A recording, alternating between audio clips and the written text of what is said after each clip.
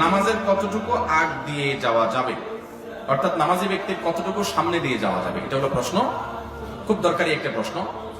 নবী করিম সাল্লাল্লাহু আলাইহি ওয়াসাল্লাম বলেছেন, সালাত আদায়কারী ব্যক্তির সামনে দিয়ে হাঁটাটা যে কত জঘন্য অপরাধ, এটা যদি জানতো যে হাঁটে সে, তাহলে সে 40 পর্যন্ত অপেক্ষা করতো, তারপরও সালাত আদায়কারী ব্যক্তির সামনে দিয়ে ক্রস করতো না, অতিক্রম করে যেত না।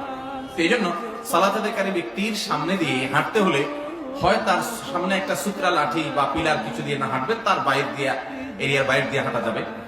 অথবা সালাত আদায়কারী ব্যক্তি তিনি যদি সালাত আদায় করেন, তার সামনে দিয়ে যদি আপনার হাঁটতে হয়, তাহলে তার দৃষ্টির এরিয়ার বাইরে দিয়ে আপনি হাঁটতে পারবেন। তিনি সূত্রা টুত্রা কিছু নিয়ে দাঁড়ান নাই, ভুল করেছেন। উচিত তার কোনো কিছুর সামনে গিয়ে সালাত আদায় করা, সূত্রা দিয়ে দাঁড়ানো। হঠাৎ তিনি মসজিদের এমন জায়গায় দাঁড়ায় গেছেন যে সূত্রা নাই, অথবা তিনি 1-2 রাকাত পরে এসে দাঁড়াইছেন, এখন সালাম ফিরাইছে ইমাম, তিনি তারগুলো আদায় করতেছেন, সূত্রা নেওয়ার তো সুযোগ হয়নি।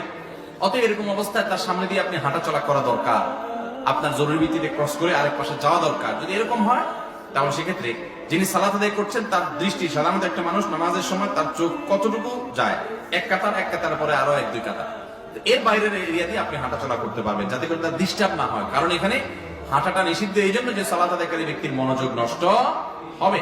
এবং এই জিনিসটা এরকম জঘন্য, নবী সাল্লাল্লাহু আলাইহি ওয়াসাল্লাম এও বলেছেন, সালাত আদায়কারী ব্যক্তির সামনে দিকে হাঁটাচলা করে, সেই জন্য তার সাথে যুদ্ধ করে, অর্থাৎ তাকে থামায়, তাকে যেন প্রতিহত করে। আমি মসজিদে নববীতে এক ব্যক্তিকে দেখেছি এরকম, রিয়াদুল জান্নাতে তিনি সালাত আদায় করছিলেন, তো তার সামনে দিয়ে আরেকজন এরকম যাচ্ছে। রিয়াদুল জান্নাতে এখন একটু নিয়ম শৃঙ্খলার মধ্যে আসছে, একসময় তো যার যেমনি খুশি এমনি আপনার বসে থাকতো এবং হুলস্থুল করতো। তো ওই ব্যক্তি যখন সামনে দিয়ে যাচ্ছিলেন, সালাতে আদায়কারী ব্যক্তি ওই লোকটাকে প্রথমে এরকম হাত দিয়ে ইশারা দিলেন যে আমি সালাতে আছি, হয়তো লক্ষ্য করে নাই, লোকটা লক্ষ্য করে নাই, সেজন্য হাত দিয়ে এরকম ইশারা দিলেন, দিয়ে আবার উনি সালাত শুরু করছেন। লোকটা তাও যাচ্ছে, আবার তিনি বাধা দিলেন, লোকটা আবারও তেড়ামি করে যাওয়া নিয়েছে। এবার দেখলাম সালাতের মধ্যে এক হাত তার এখানে আছে, আর এক হাত দিয়ে এবার কলারটা ধরে একটা মোচড় দিল। খুব লম্বা শক্তিশালী মানুষ ছিল, মোচড় দেওয়ার পরে ওই বেচারা কাইতে নিচে পড়ে গেছে। এর মধ্যে ওই লোক সালাত শেষ করছে, কন্টিনিউ করে চলে গেছে।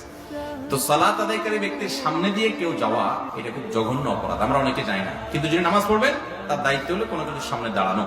যদি তিনি ভুলে যান অথবা তিনি মাসবুক হন, তাহলে সেক্ষেত্রে তার সামনে দিয়ে হাঁটতে হলে তিনি যে কাতার এই সালাত আদায় করছেন তার আরো 1-2 কাতার রেখে আপনি সামনে দিয়ে যাবেন, যাতে তার দৃষ্টির এরিয়ার বাইরে চলে যান। যদি তার কাতারের এরিয়ার বাইরে, অর্থাৎ সেজদার এরিয়ার বাইরে দিয়ে যান, অনেক উলামায়ে কেরাম মতে জায়েজ হবে। কারণ হলো সেজদার এরিয়া পর্যন্ত হলো তার মনোযোগ নষ্ট হওয়া না হওয়ার হক আছে, এর বাইরে দিয়ে আপনি গেলে সেটাতে অসুবিধা নাই। কিন্তু এহতিয়াত এবং সতর্কতা হলো যে সালাত আদায়কারী